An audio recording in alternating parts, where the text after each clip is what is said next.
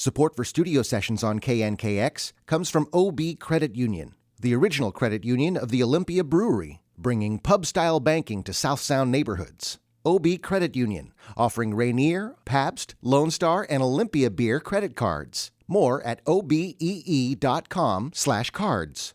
From Studio X, the brand new KNKX studios overlooking Elliott Bay, I'm Abe Beeson with a KNKX studio session performance with John Pizzarelli.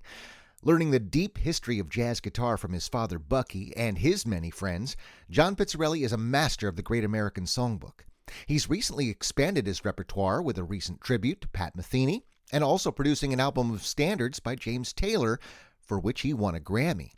This recent recording found Pizzarelli celebrating his latest trio album, Stage and Screen, and also the 40th anniversary of his debut. We talked about that and more in Studio X, but before our talk, let's begin with a song, Straighten Up and Fly Right with John Pizzarelli at KNKX.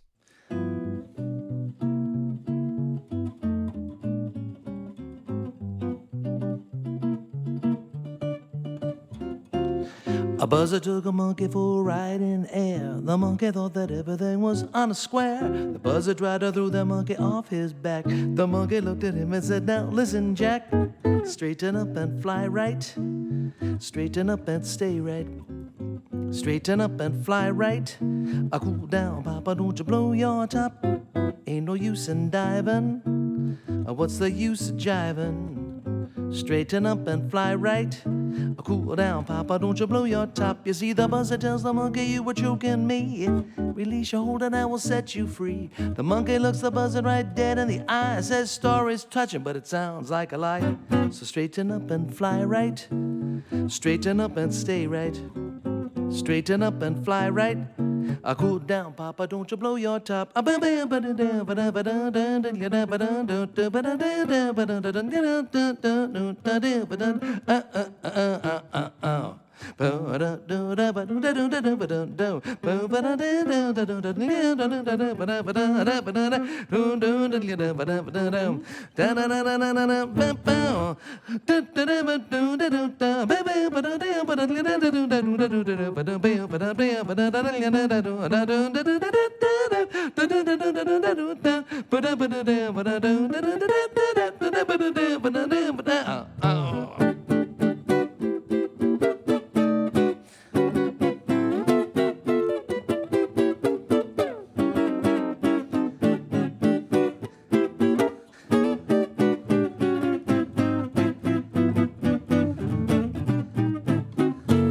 You see, the buzzard tells the monkey, you were choking me. Release your hold and I will set you free. The monkey looks the buzzard right dead in the eye and says, I fly to fluji with the floor.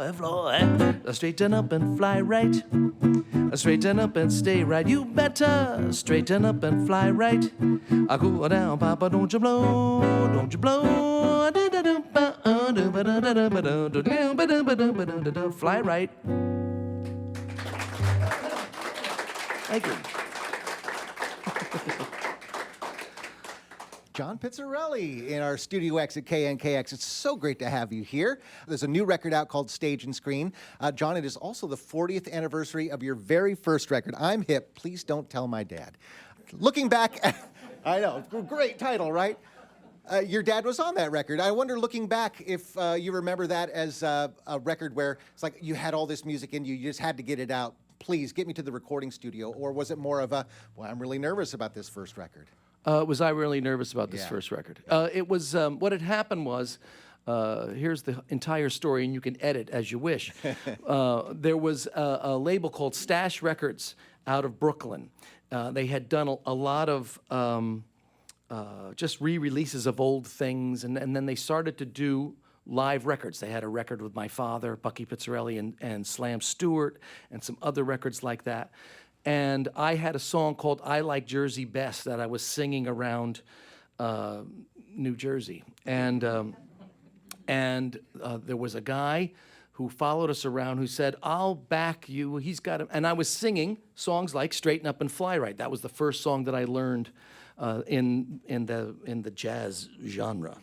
And so what had happened was they were going to make two records. There was going to be a Johnny Hartman record, and a John Pizzarelli record. Isn't that perfect? But Johnny Hartman wasn't feeling well, and he said, I don't think I can go into the studio right now. And they had booked the studio, so they called my father and said, tell the kid, get ready. We're going to make the record like in 2 days. And I was like, what? So we went in May of 83. Yeah. Of May of 83. And we went in, we got there around between 9 and 10 a.m., and we left between 4 and 5 a.m., 4 and 5 p.m. with a complete mix of the record. My dad's trio and me singing 10 sides. I had a mix of it by 5 o'clock and went to work that night. It was a Monday night. A Monday morning, we did this thing, and I worked that night. And my father came to the gig. So I think you had a couple of original tunes on that record. Am I right? Was it The River is Blue? Wow. The big Here's hits. Looking at You, Kid. Here's Looking at You, Kid, which was sort of like, here's looking at you, kid.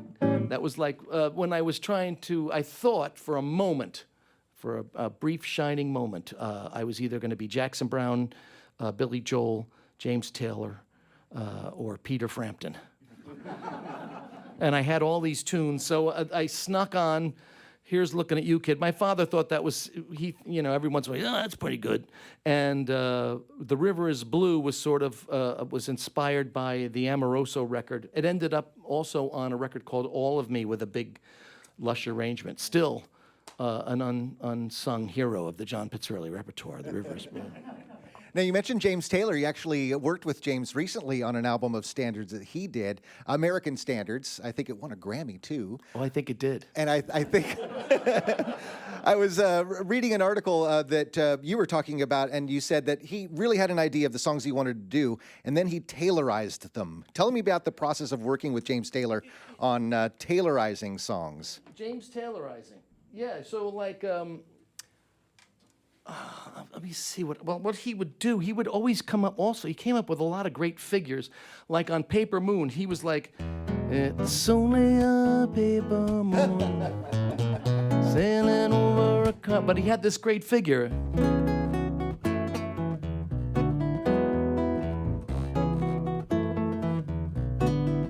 Yes, it's only a paper moon. It was so great. Wow. And there were a lot of things like that. I mean, I remember picking, he just said, if there's any other thing you can think of. So I came up with a chicks and ducks and geese better. And we came up with a bunch of different chords for that. And then he played You've Got to Be Carefully Taught. And he actually, there was one day when he just said, yeah, you really James-Taylor-ized that. And there was always the lick where he liked this... We'd always put those little licks in. He did My Heart Stood Still, and that was the beauty of the record, is that he James-Taylor-ized the songs, and he had a harmonic vision too, so it wasn't just, he really went in on it, and it was really fun. We had what's not to like about sitting in a barn with James Taylor for weeks on end? And that's kind of the point of jazz, too, is to take a song and make it your own, to personalize it. Yeah. Well, That's I mean, just like, what James when Taylor you think about... you think that people would have had enough of silly love songs. I look around them and I see it isn't so. Some people want to live the world of silly love songs. But what's wrong with that? Yeah, that was... that Paul McCartney record, that was the whole idea. Find, and the Beatle record before that. Find some nice chords that work and think of them as jazz songs and not Beatles songs, and then hopefully it works out. Let's hear a song Pizzarelli-ized. Oh, wow. How about,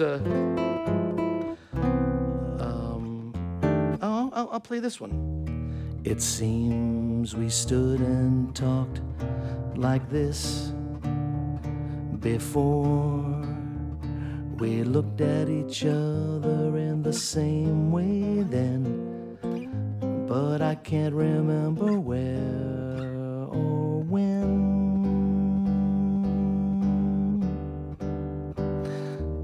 The clothes you're wearing are the clothes you wore The smile you are smiling, you were smiling then, but I can't remember where or when.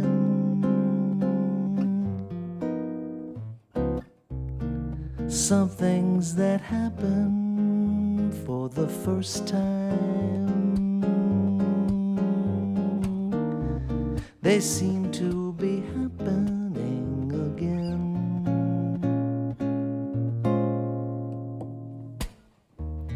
And so it seems that we have met before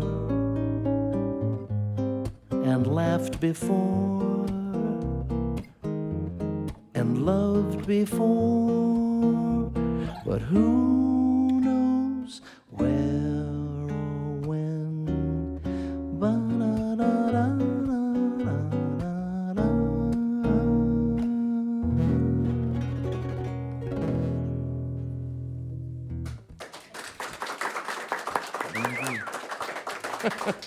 John Pizzarelli in our Studio X. For a fellow who seems to be so comfortable on stage and working all the time, the pandemic shutdown must have been miserable for you. Of course, you found a pretty quick outlet with a streaming series. Tell us how that came about. Well, when they throw lemons at you. You know, I hadn't been on Facebook for a couple of years, and I had to do a concert. Somebody, the local 802, the union in New York, set up this thing where they would do these Facebook concerts for all of the emergency workers in all of the emergency rooms and things. They had like a break room, and they had TVs, and they would have these little hour-long concerts from different musicians. And they asked me to do it, so I had to go back onto Facebook and figure out what it was, and we, literally put the camera on a tape. We were in a cabin, and we put it on a table with a book behind it, and looked at it and said, "Well, it looks like us," and did the thing. And I was sort of like, "Well, if we do that," and we saw people starting to do these concerts online. I said, "Well, why don't we?" My wife and I said, "Why don't we try and do this maybe and figure out like a concert? What would be good? Well, maybe a Thursday night would be good around 6 o'clock, because Friday night everybody's doing something else." I don't know what they're doing at that point. So we did a little show. We called it "It's 5 o'clock somewhere," and what it morphed into was on Monday. Like, I had one activity every day of the pandemic. Monday was put the request up on Facebook that says, "I'm doing a show Thursday. What are your requests?" And then I think Tuesday was recyclables. I forget what Wednesday was. Thursday was Wednesday was collect all those requests, make a list, and find lyrics to songs you don't know and things like that. Thursday was do the show. And Friday I had a lesson. There was a guy who's now a dear friend of mine. And I had a Zoom lesson with him. He was in California. He says, "I want to learn all the chords to the songs." Well, I was like, "Okay." So he'd sit there and go, and like, if I had like one of those, where you start it and it just goes real fast, and at the end he's like playing great. So that was the thing. So Thursday nights was It's 5 o'clock somewhere, at 6 o'clock Eastern, and we would do an hour-long concert. And geez, it just, it just as it hit me again, what we did, it was crazy. You actually managed to stay pretty busy in the last few years, putting out a lot of records. Stage and Screen is the latest, but there was also a wonderful Pat Metheny tribute album, and maybe we could hear a song from that. And sure. Tell us about your appreciation for Pat Metheny, who seems like a different style of guitarist than you are. Well, in a sense, yes, he is, but his compositions are so great. He writes great songs, and I've loved his records since the Pat Metheny group record with Phase Dance and all those things on it with Mark Egan and Danny Gottlieb and Lyle Mays. And so the one thing that I was doing, my parents passed April 1st and April 8th of 2020. So what I would do then, like in May, or actually all throughout that, I would just wake up early in the morning and I would start to play, and I was like, what can I really work on? And the funny part is that my father played all the songs. So I'd sit down and I'd play some, well, Bucky played that, and I'd play this, and well, he played that. And so I wanted to work on something that would be new to me, and James, which I'll play for you, was the first song that I thought, well, I used to play James when I was 25, but I never played the middle part right. I always screwed it up, so I said, I think I got a little time to learn it. So I started to learn these things, and I posted them on Instagram. I would like learn James, I put it up there, and then I played Last Train Home, and I put it, and my buddy Rick Hayden in Illinois said, we would talk every day, and he just said, okay, here's what we're gonna do. We're not doing this anymore. I said, what do you mean? He goes, well, we're going to record them. Why put them out there? You can make a record. I don't know how to make a record. Well, you have an iPad, right? Yeah. Here's all. I'll send you the thing, and we hooked it all up, and I made a record. I'm going to need my glasses for this. So I made a record of 14 Pat Metheny songs, and this is James, obviously named for James Taylor. So there's the tie-in to my Grammy Award. So here's James. Am I up? Yes, here we go.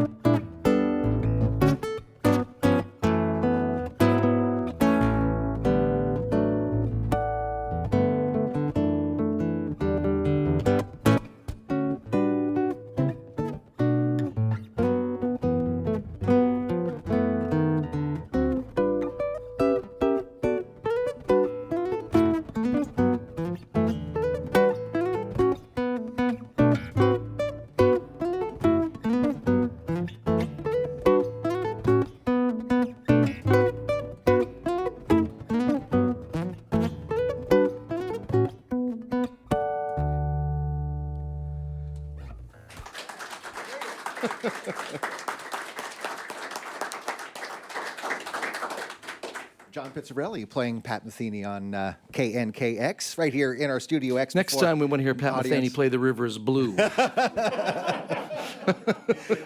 That's right, we'll get him in.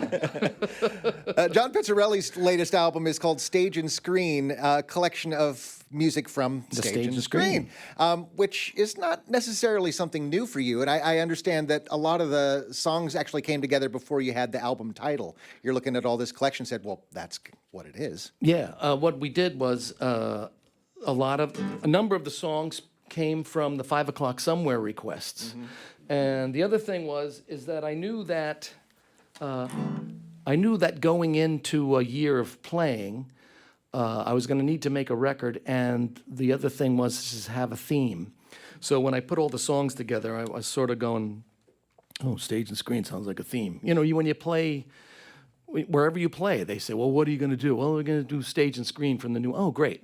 That's all they want to know. And when you put it up online, those are the things. So that was the idea. And it was open enough that I could figure out exactly what it was going to be and things like that. So I know it's a dumb answer, but it was the truth, unfortunately.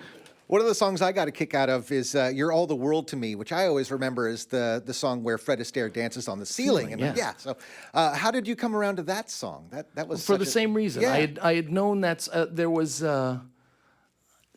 You know what? I heard it on a Tony Bennett record. Ah, there you go. He did a Fred Astaire record, and I remember thinking, oh, that's da da da da da do do do do do do do do do do do. It's so great, and so that's how I remember thinking about it. So all those records came out, I guess, in the late '80s, early '90s, when I was on the radio in those days. So. And I remember seeing you can actually go on YouTube and see how the camera turned while he danced on the ceiling. And they can show you how the room turned. But when you see it, it doesn't turn, that kind of thing. How they did it, in other words. It's a beautiful bit of business. Yeah, really remarkable old school movie magic. Yes. It's remarkable. Now, we're thrilled to have you here solo, but you've got a fantastic trio on the record and at Jazz Alley with Mike Karn and Isaiah J. Thompson, bass and piano. Tell us about working with those two cats. They've become my dearest friends on the planet. And Mike Karn, when I was looking for a bass player, I asked Harry Allen and John Mosca, my two trusted associates in New York City. Harry Allen, a great tenor player, and John Mosca, who in those days was running the Village Vanguard Orchestra, jazz orchestra, had been in the band with Mel Lewis and Thad Jones. And we always worked together, and I said, I need a bass player. Who do you got? And there was a list from Harry of 5 guys and a list from John of 5 guys, and the only name that matched up was Mike Karn.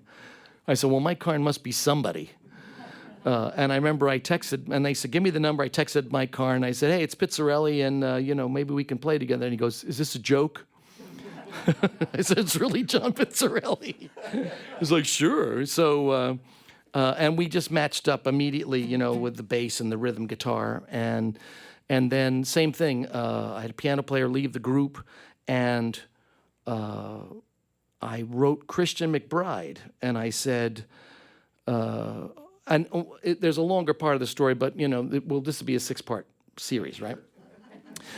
What had happened was I had done an evening at a film center in Pleasantville, New York, the Jacob Burns Film Center, where we make our records. And there's a jazz month in May, and this particular night I was the host, and we showed a thing, and I played, and then we said we have these youngsters here from the Jazz House Kids. It's run by Melissa Walker, which is Christian McBride's wife, and it's in Montclair, New Jersey, and these kids get to hang around with Christian McBride and everybody who he brings in, and play jazz. And I remember this kid on the piano because he had a hat on. And I was thinking when I left that night, I said, that kid would be great in the band, but he's got to go to his prom still. He was 16, but he was so good. He just had a thing about him. And then so I wrote Christian McBride. This is now a bunch of years later. I write Christian McBride. I need a piano player. Who are the young kids? You know who all the young kids are. And it was Isaiah J. Thompson, bum, bum, bum, bum. And I went, that's that guy. And so the only way you find people these days is you talk to your daughter and say, you know how to work this stuff. And she went click, click, click, click. She goes, there he is. And I said, say hello for me, and I want him in my band. And she went click, click, click, click. He says, when do you want to meet? I said, oh, this is amazing. So, he's a superstar. He's amazing. And I was lucky enough, Tata Taka made it here once with us too. Tata Taka Uno was with us before that too. So those two piano players have been like blessings in my life. Just great piano players, great human beings. I mean, when you got to hang out in airports in Reno for 5 hours, you're happy to be with Isaiah and Mike because they're as good as people on the planet. And these are all members, guitar, bass,